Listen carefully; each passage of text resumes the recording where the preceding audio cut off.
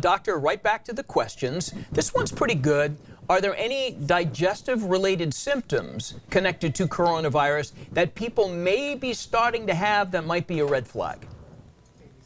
Yeah, absolutely. It's really interesting. Initially we were told primarily this is fever, cough.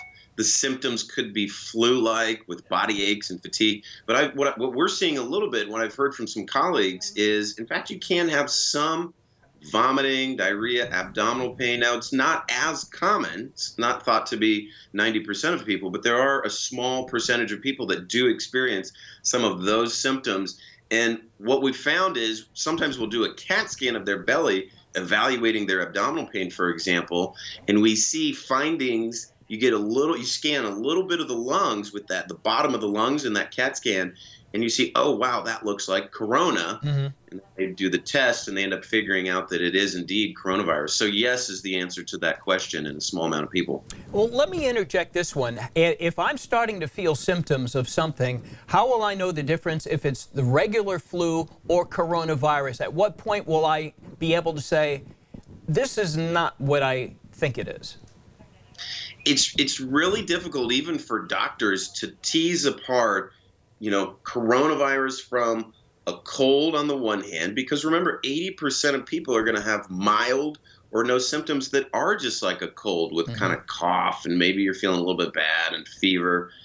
To the other hand, to influenza, separating it from influenza, which is it just wham, hits you all of a sudden with body aches, fever, chills. You can have sore throat, but it's this feeling like people feel like they're going to die with the flu.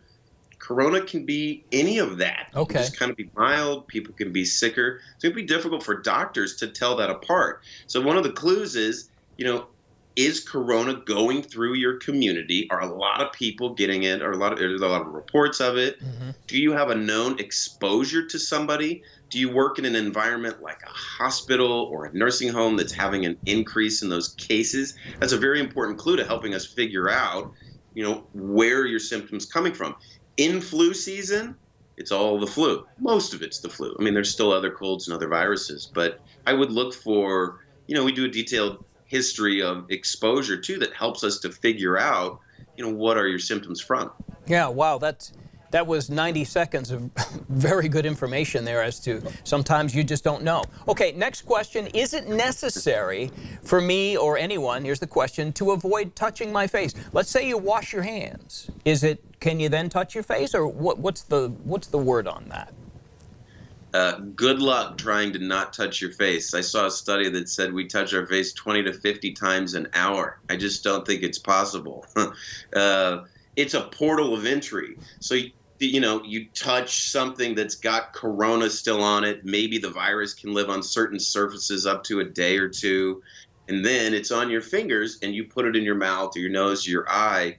So the thought is, well, gosh, if we would stop, taking that virus and putting it in some way, the only real way I think you could do that is by wearing a scarf or eyeglasses, some kind of barrier that prevents it. I just don't think most of us are going to be able to break those unconscious habits of, fidgeting and touching our face and nose and just kind of going like this. Right.